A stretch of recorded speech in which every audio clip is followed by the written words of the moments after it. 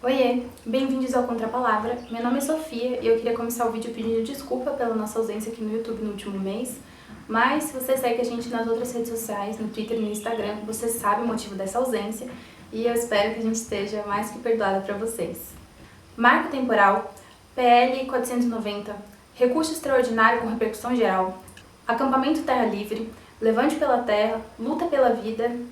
Você provavelmente escutou alguns desses termos nos últimos meses. Então, vamos ver com calma o que significa cada um desses termos e por que o julgamento que está para acontecer hoje, às 2 da tarde, é um dos mais importantes da nossa história recente.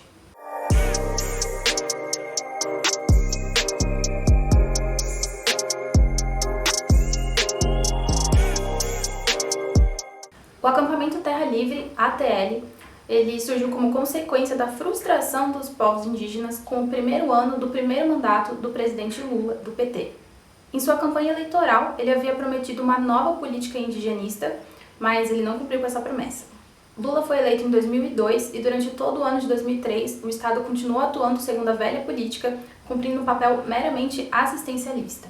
Nesse momento, é importante diferenciar assistência de assistencialismo. O primeiro é um direito constitucional, já o segundo é uma doação ou um favor. A assistência busca viabilizar os direitos da população e o seu acesso a políticas sociais como saúde e educação. O assistencialismo, por sua vez, é um conjunto de ações pontuais que até podem prestar algum auxílio momentâneo, mas ele gera dependência entre quem é assistido e quem assiste. Afinal, para uma doação ou um favor acontecer, ele precisa que exista a relação quem tem e pode dar e quem não tem e precisa receber. Por isso, o assistencialismo coloca a população-alvo em uma situação ainda mais vulnerável, porque ela fica sujeita à boa vontade ou aos interesses de quem presta o auxílio. No primeiro ano do governo Lula, os direitos dos povos indígenas não apenas não avançaram, como em alguns momentos eles retrocederam. Isso porque o petista foi se aproximando dos ruralistas, cujos interesses são antagônicos aos dos povos indígenas. Então, no ano seguinte, mais especificamente em abril, mês cujo dia 19 celebra o Dia dos Povos Indígenas, os indígenas organizaram o primeiro ATL. Eles se reuniram em Brasília durante a semana do dia 19 e realizaram várias plenárias para discutir as suas demandas, rejeitar o assistencialismo do Estado e reivindicar a autonomia e protagonismo dos povos indígenas nas lutas por seus direitos. Ao final do evento, foi criada a Articulação dos Povos Indígenas do Brasil, a APIB. E desde então, todo ano, todo mês de abril, a APIB organiza um ATL. Os objetivos do evento é reunir povos indígenas de todas as regiões do país para eles compartilharem experiências, saberes, analisarem a conjuntura, fazerem um levantamento dos desafios impostos a eles e se organizarem na luta para a superação desses desafios. Em abril desse ano, aconteceu a 17ª edição do ATL, com o tema A Nossa Luta Ainda pela Vida Não É Apenas um Vírus. De acordo com o relatório da PIB sobre os impactos do coronavírus entre os povos indígenas, o próprio governo federal é o principal agente transmissor do vírus entre esses povos. O relatório aponta o seguinte: sem políticas efetivas para o enfrentamento da pandemia, afirmamos que o governo Bolsonaro negligenciou a sua obrigação de proteger os trabalhadores e os usuários do subsistema de saúde indígena e, dessa forma, favoreceu a entrada do vírus em diversos territórios. Ressaltamos que é obrigação do órgão gestor, a Secretaria Especial de Saúde Indígena, prover os insumos, o treinamento e os protocolos adequados para a segurança dos trabalhadores e dos usuários. Os números do coronavírus entre os povos indígenas brasileiros são alarmantes. 163 povos foram afetados pelo vírus, ou seja, mais da metade dos 305 povos que existem no Brasil.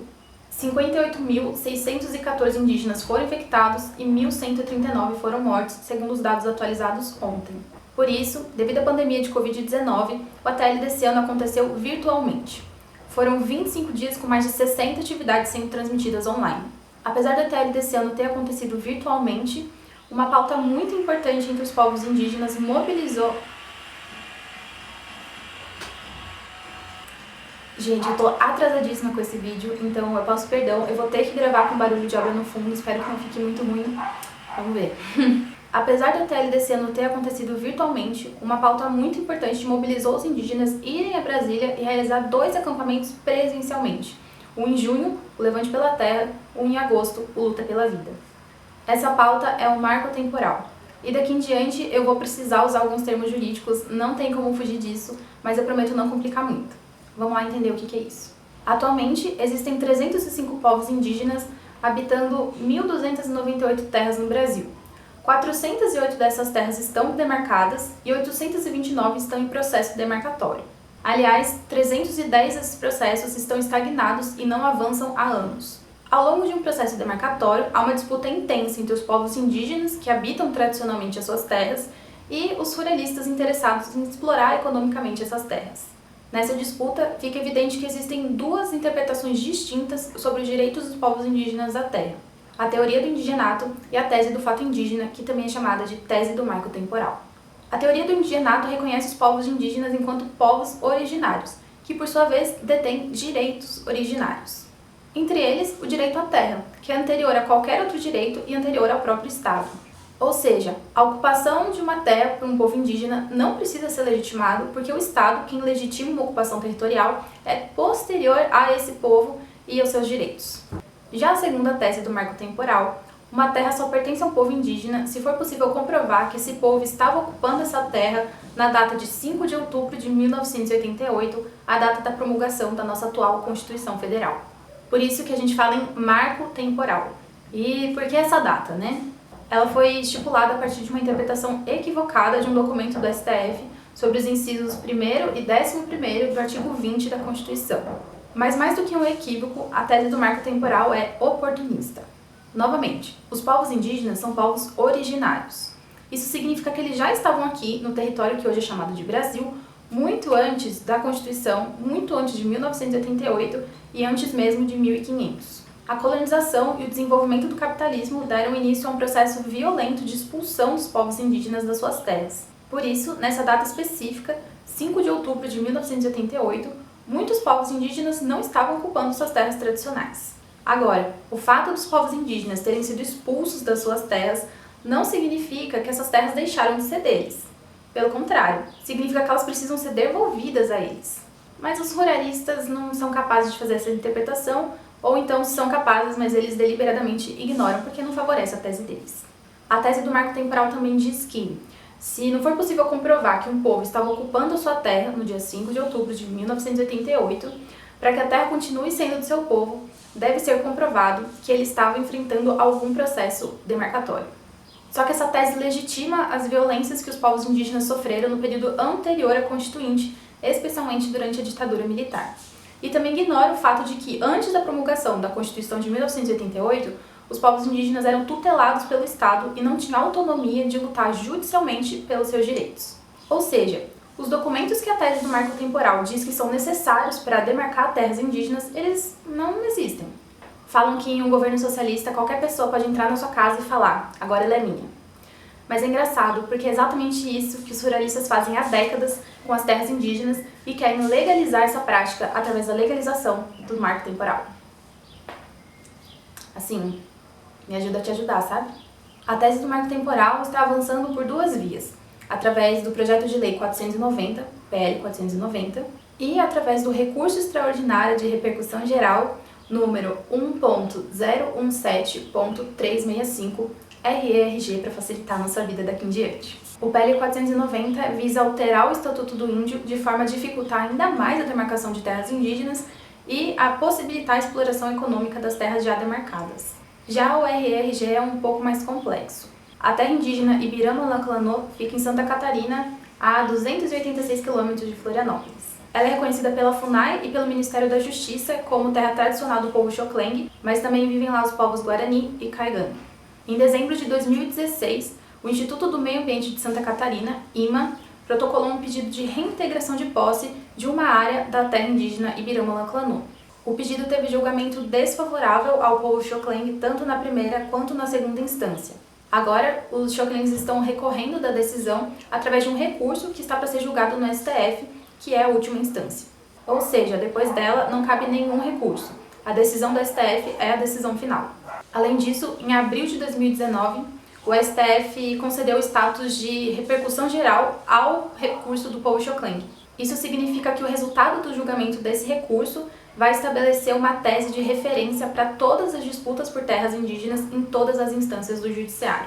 E a tese defendida pelo IMA é justamente a tese do marco temporal. Então, são dois casos diferentes que estão correndo em duas instâncias diferentes ao mesmo tempo. O PL 490 está correndo no Legislativo e o RERG no Judiciário. Para cada caso, há uma tática específica. No caso do PL 490, os povos indígenas estão lutando pelo seu arquivamento. A análise que está sendo feita nesse momento é que, se o PL 490 entrar na pauta da Câmara e, posteriormente, do Senado, devido à composição das duas casas, ele tem grandes chances de ser aprovado. Então a luta é para que ele não entre na pauta e, se entrar, que ele seja retirado e não chegue a ser votado. Já no caso do RRG, os povos indígenas estão com a tática oposta. Eles estão lutando para que ele entre na pauta do STF com urgência. Isso porque, devido ao status de repercussão geral, o julgamento do recurso do povo Xoclengue vai influenciar diretamente o andamento do próprio PL 490. O objetivo é que o RRG seja votado, tenha um resultado favorável aos povos indígenas e, dessa forma, enfraqueça o PL 490 caso ele entre na pauta da Câmara e do Senado. Ao longo desse ano, tanto o PL 490 quanto o RRG circularam para lá e para cá. Foi um tal de entra na pauta, sai da pauta, vai para votação, mas aí suspende a votação e depois remarca a votação. Mas, em resumo, o PL 490 pode entrar na pauta da Câmara a qualquer momento. E o RRG estava para ser votado em junho, mas não foi. Depois em agosto, mas também não foi. E agora está para ser votado hoje, a partir das 14 horas, às 2 da tarde. O RRG estava para ser votado entre os dias 11 e 18 de junho. Então, a PIB organizou o acampamento Levante pela Terra, para reunir os povos indígenas de todo o país para acompanhar o julgamento. Mas aí, já no dia 11, o ministro Alexandre de Moraes fez um destaque e a votação foi suspensa. No dia 14, a PIB protocolou um pedido no STF para que o julgamento fosse remarcado com urgência. 3 dias depois, o STF respondeu ao pedido e remarcou a votação para o dia 30. Spoiler, a votação não aconteceu e foi remarcada para o dia 25 de agosto, porque julho teve o recesso dos trabalhos do STF. Com a nova data da votação, a PIB organizou outro acampamento, o Luta pela Vida, com um objetivo semelhante ao que foi o Levante pela Terra, ou seja, reunir povos indígenas de todo o país para acompanhar o julgamento.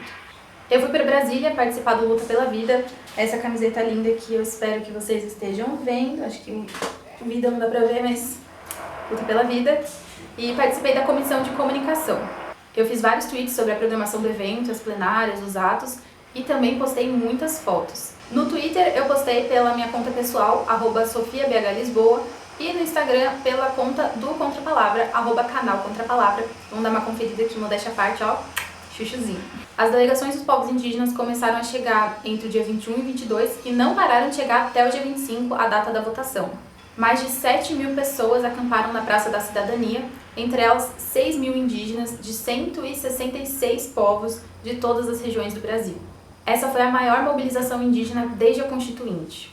No dia 25, o RRG sequer entrou em discussão.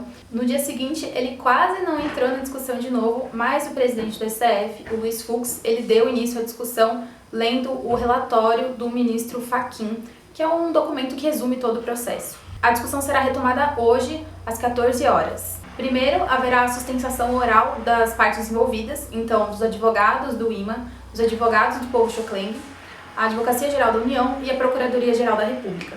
Depois, haverá o depoimento de 34 organizações indígenas e indigenistas que estão participando do processo enquanto amicus curiae. Eu não sei pronunciar isso, é latim, é um termo jurídico, eu vou colocar aqui, vocês dão um Google aí para entender.